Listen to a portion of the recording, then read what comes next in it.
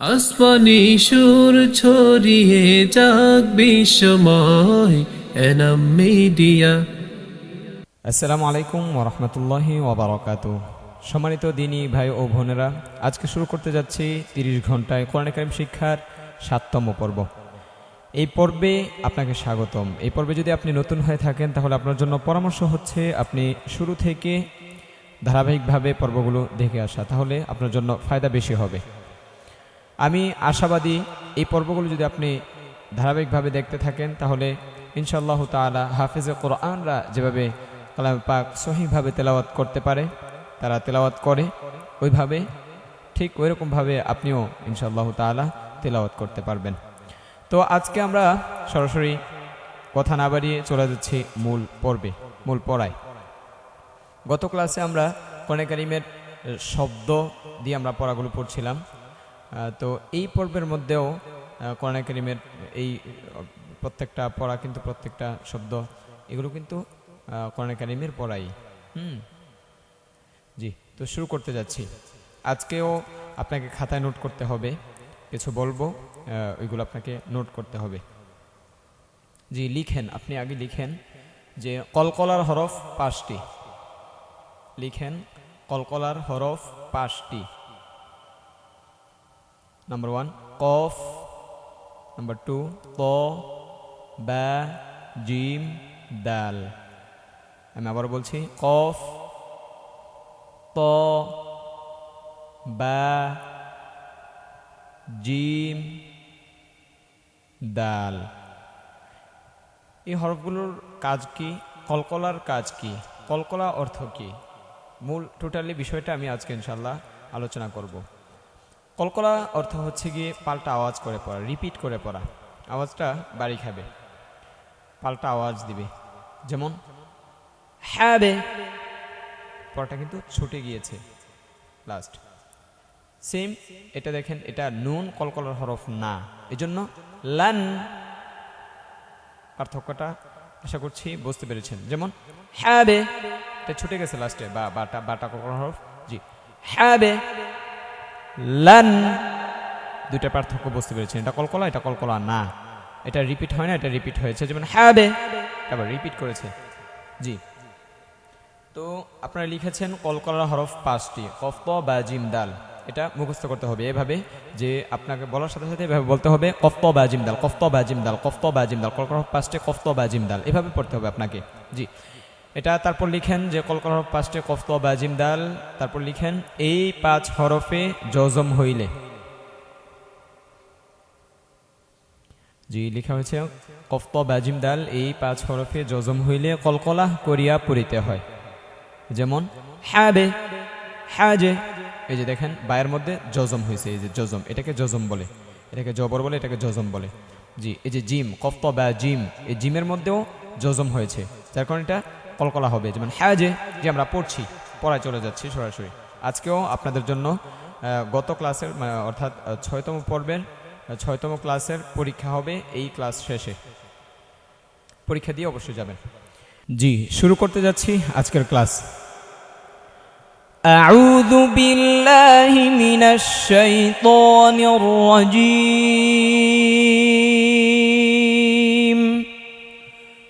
أعوذ بالله من الشيطان الرجيم. بسم الله الرحمن الرحيم.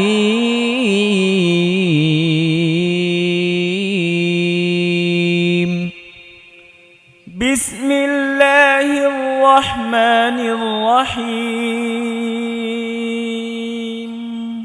হাবা জবর হাবে, حابا جبر حبه.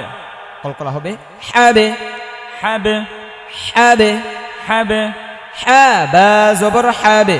حابا جبر حبه. যেভাবে বানান করব, যে সুরে যে ঢঙে, ওইভাবে আপনাকে বানান করতে হবে। তাহলে আপনার উচ্চারণটা খুব দ্রুত চলে আসবে, আপনার আয়ত্ত হয়ে যাবে। হাবা জবর হাবে, حابا جبر حبه. হাজিম জবর হাজে, حاجم جبر حاجه. হাজে। حاجه. এই জিমের মধ্যে কলকলা হয়েছে এই জন্য যে এই যে জিমের মধ্যে জজম হয়েছে, এই 5 হরফের যে কোনো একটা হরফে জজম। কোন 5 হরফের? কলকলার হরফ কফ ত বা জিম, এই যে জিম কলকলার হরফ। জি হাজে, হাজে। তারপর নেক্সট হা সাদ জবর হাউস, হা সাদ জবর হাস, হা সাদ জবর হাউস। হা সাদ জবর হাস। এটা কিন্তু হাউসে হাউসে এমন হয় না, কারণ হচ্ছে এটা কলকলার হরফ না, যার কারণে এটা কলকলা হয় না। হাউসে এমন হয় নাই। জি হাউস, হাউস।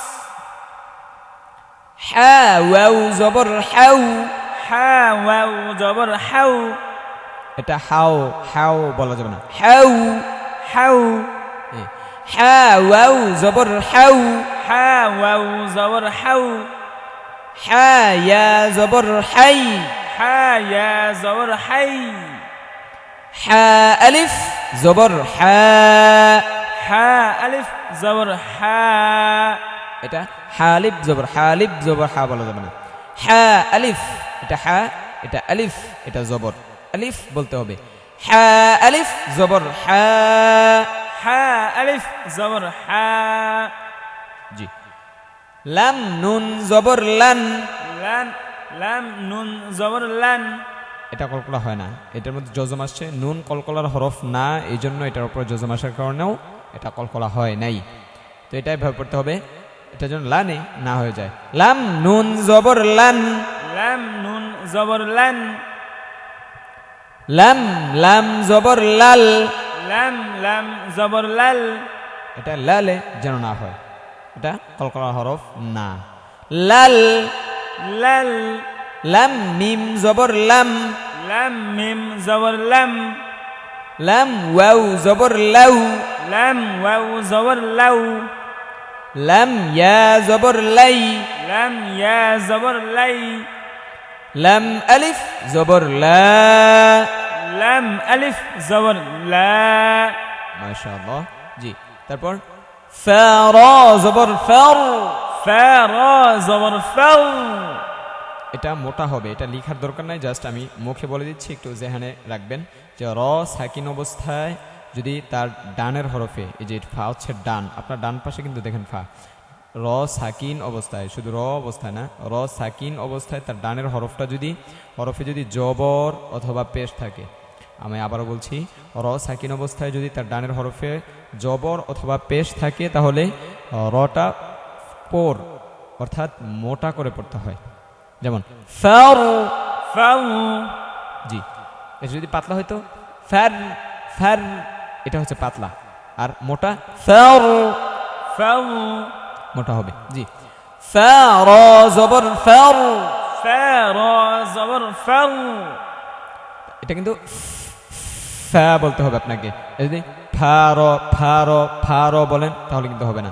ফায়ের মাখরাজ হচ্ছে নিচের ঠোঁটের পেট, সামনে উপরের 2 দাঁতের আগায় লাগাতে হবে, নিচের ঠোঁটটা একটু প্রয়োজন বোধে হাতে একটু ধাক্কা দিয়ে একটু ভিতরে নিতে হবে, যদি আপনার না যায়।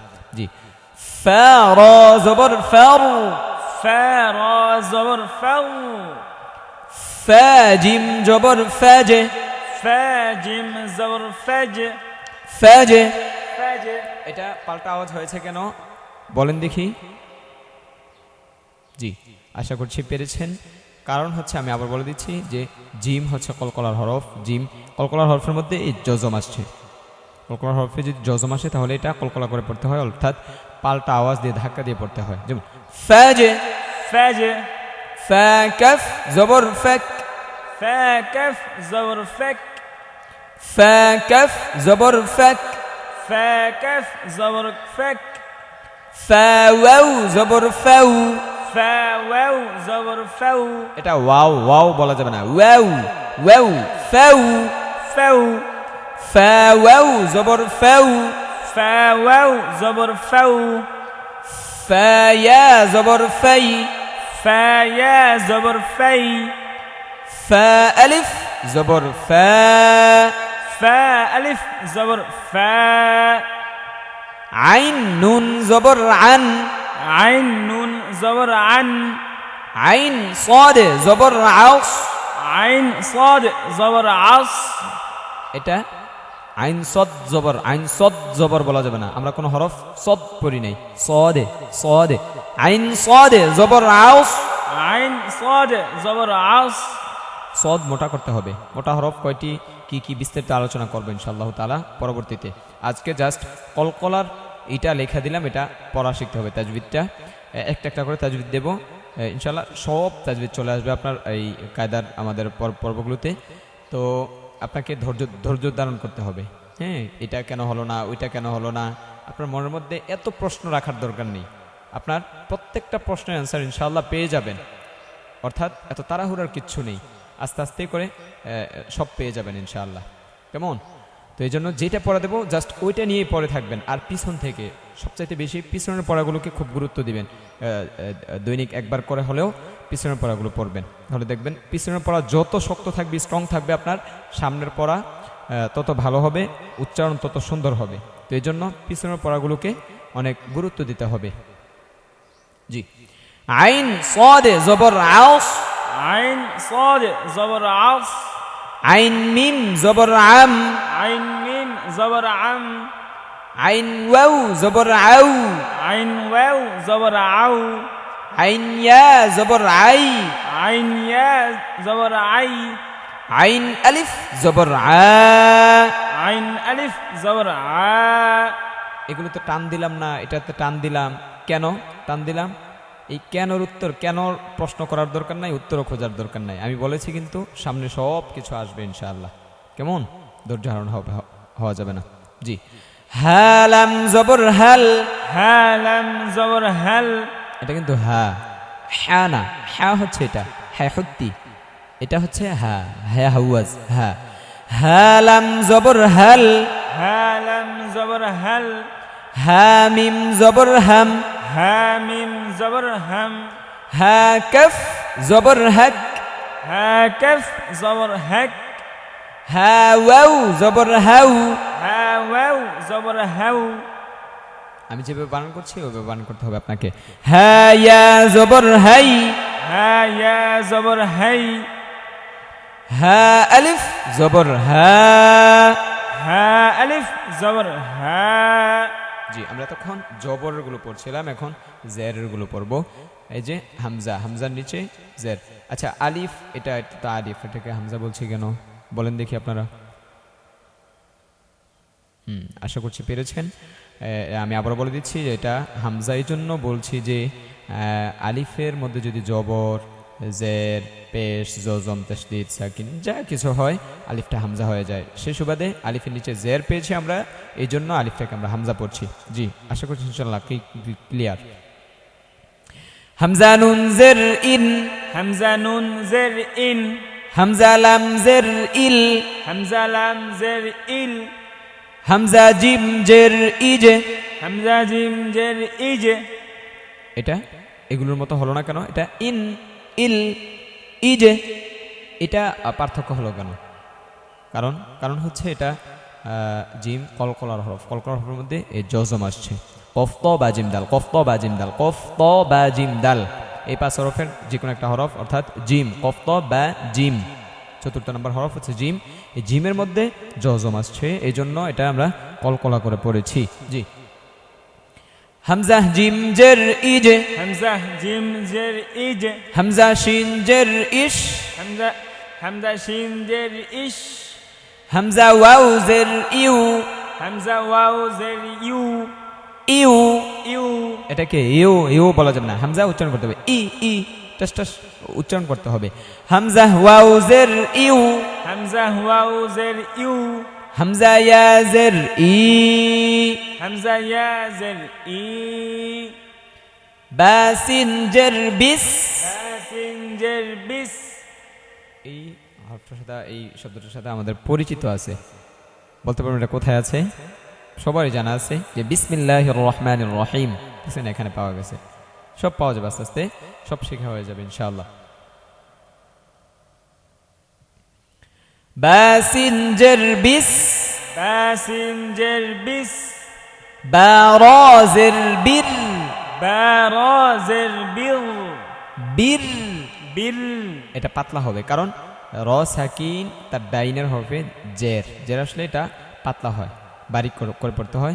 এই যে আমরা এখানে বলছিলাম যে র সাকিন ডাইনে যদি জবর হয় তাহলে জবর বা পেশ হয় তাহলে মোটা করতে হবে, যদি জের হয় তাহলে এটা পাতলা করতে হবে। যেমন এই যে জের হয়েছে বা র জের বীর, বারাজের বিল, বা ফা জের বিফ, বা ফাজের বিফ, বা হামজা জের বি।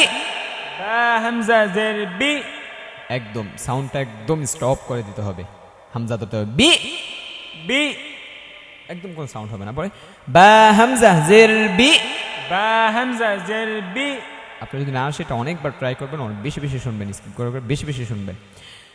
বা ওয়াউ জের বিউ, বা ওয়াও জের বিউ, বা ইয়া জের বি, বা ইয়া জের বি, সিন লাম জের সিল, সিন লাম জের সিল, সিন জিম জের সিজে। সিন জিম জের সিজে। কারণ এটা কলকলা কলকলা করেছি, অফতবা জিম দাল এই পাশের উপরে একটা হরফে জজম আসছে, এর জন্য কলকলা। আপনারা মুখস্থ করবেন কি, আপনারা ওটা শুনতে শুনতে আপনাদের পড়া হয়ে যাবে। তারপরে যদি আপনারা পড়েন তাহলে দেখা যাচ্ছে যে নুরুন আলা নূর, মানে ভালোর উপরে আরও ভালো হবে, স্ট্রংয়ের উপরে আরও স্ট্রং হবে। হ্যাঁ ইনশাআল্লাহ প্রত্যেকটা তাজবিদ দেখবেন আমার বলাতে বলাতে আপনাদের মুখস্থ হয়ে যাচ্ছে, আমার বলাতে বলাতে আপনাদের মুখস্থ হয়ে যাচ্ছে, এই জন্য আপনারা পড়বেন না, ব্যাপারটা কিন্তু এমন না। আপনাদেরকে অবশ্যই পড়তে হবে, এটাকে একদম ঠোরস্থ করতে হবে, ব্রেনে সবগুলো একসাথে রাখতে হবে যাতে বলার সাথে সাথে আপনারা বলতে পারেন। জি তারপর সিন তাজের সিত, সিন তাজের সিত, সিন নুন জের সিন, সিন নুন জের সিন, সিন ওয়াউ জের সিউ, সিন ওয়াও জের সিউ, সিন ইয়া জের সি, সিন ইয়া জের সি, মিম صاد জের মিউস, মিম صاد জের মিস, মিম থা জের মিথ। মিম থা জের মিস, এটা থা নরম করে পড়তে হবে, জিব্বার আগা দাঁতের আগা। মিম নুন জের মিন, মিম নুন জের মিন, মিম লাম জের মিল, মিম লাম জের মিল, মিম ওয়াউ জের মিউ, মিম ওয়াও জের মিউ, মিম ইয়া জের মি, মিম ইয়া জের মি, ফা রা জের ফির। ফা রা জের ফির। না এটা পাতলা হবে, র সেকেন্ড এনে জের, কিন্তু যদি জবর হতো তাহলে এটা মোটা হতো, যদি পেশ হতো তাহলে মোটা হতো। এটা জের, এই জন্য এটা পাতলা করে পড়তে হবে, বারিক করে পড়তে হবে। যেমন ফির, ফির, ফাজা জের ফিজ, ফাজা জের ফিজ, ফাহা জের ফিহ। ফাহা জের ফিহ। এটা হা চেপে ধরে পড়তে হবে, হলকের মধ্যখান হইতে আইন হা। জি ফাহা জের ফিহ, ফাহা জের ফিহ, ফা হামজা জের ফি, ফা হামজা জের ফি, ফা ওয়াউ জের ফিউ, ফা ওয়াও জের ফিউ, ফা ইয়া জের ফি। ফা ইয়া জের ফি। হাসবুক। আজকে আলহামদুলিল্লাহ এই ৭তম পর্বটা আমরা শেষ করতে পেরেছি। তো আমরা এখন আজকে চলে যাচ্ছি ৬তম পর্বের পরীক্ষায়। জি আমরা এখন পরীক্ষা শুরু করব। আপনি বলেন, এটা বানান করে বলেন। আশা করছি আপনি পেরেছেন। আমি আবারও বলে দিচ্ছি এটা বানানটা, ওয়াউ জবর ওয়া, জিম জবর যা, ওয়াজা, দাল জবর দা, ওয়াজাদা। এভাবে বানান করতে হবে। কেমন? এভাবে বানান করবেন, জোরে জোরে আওয়াজ দিয়ে পড়তে হবে। জি তারপরের প্রশ্ন হচ্ছে আপনি এটা বানান করেন।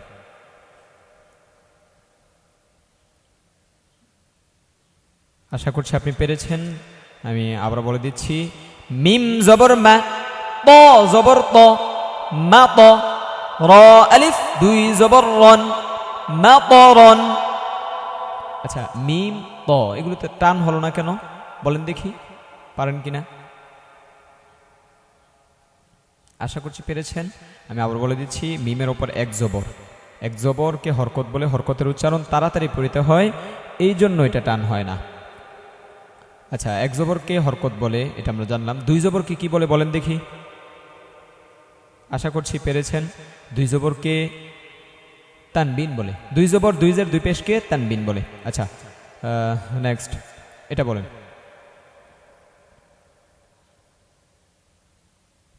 আশা করছি পেরেছেন। তারপর আমি আবারও বলে দিচ্ছি যে ত পেশ তু, ওয়াও দুই জবর ওয়ান, তুয়ান।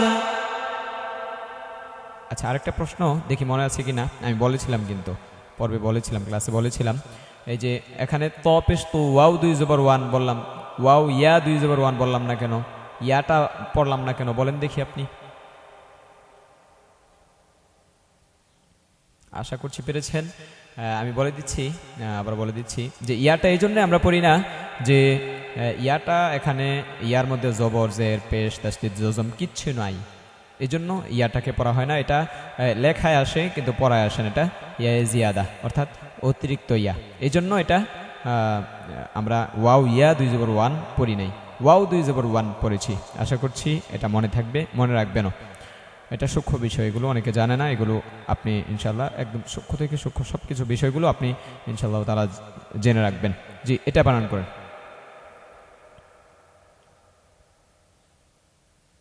যে আশা করছি পেরেছেন। আমি আবার বলে দিচ্ছি, কাফ জবর কা, মিম জবর মা, কামা, থা জবর থা, কামাথা, লাম দুই জের লিন, কামাথালিন। এগুলো কিন্তু টান হবে না। যদি আপনি কামাসালিন এভাবে বলেন তাহলে কিন্তু হলো না, এগুলো তো টান হয়ে গেল। কামাসালিন এভাবে ছেড়ে ছেড়ে পড়া যাবে না, স্ট্রংলি পড়তে হবে, যেভাবে পড়ছে ওভাবে পড়তে হবে, তাহলে টান হওয়ার উল্টাপাল্টা কোনো টান হওয়ার কোনো সুযোগই থাকবে না। যেমন কাফ জবর কা, এখানে কোনো টানি হয় না। তারপর মিম জবর মা, চাইলেও আপনি টান দিতে পারবেন না এই সুরে যদি পড়েন। কামা, থা জবর থা, কামাথা, লাম দুই জের লিন, কামাথালিন। মাশাআল্লাহ, আলহামদুলিল্লাহ। আজকে আমরা ৭তম পর্ব শেষ করতে পেরেছি। ৮তম পর্বে আবার কথা হবে ইনশাআল্লাহ। তো আপনার যদি এই পর্বগুলো ভালো লেগে থাকে তাহলে আপনার প্রতিবেশী এবং আপনার বন্ধুবান্ধব যারা কোরআন কারীম শিখতে চায়, তাহলে আপনার যদি এটা মুনাসিব মনে হয়ে থাকে, ভালো মনে করে থাকেন, তাহলে এই পর্বগুলোর দাওয়াত, এই চ্যানেলের দাওয়াত আপনারা দিতে পারেন। এবং কোনো প্রবলেমে যদি পড়ে যান তাহলে স্ক্রিনে আমার নাম্বার থাকবে, নামের সাথে নাম্বার থাকবে, ওই নাম্বারে আপনারা হোয়াটসঅ্যাপ, ইমো বা যে কোনো কিছুতে অথবা সরাসরি কলে আপনারা যে কোনো বিষয়ে যোগাযোগ করতে পারবেন ইনশাআল্লাহ তাআলা। তো আজকের মতো এখানে শেষ করছি। আসসালামু আলাইকুম ওয়া রাহমাতুল্লাহি ওয়া বারাকাতুহু।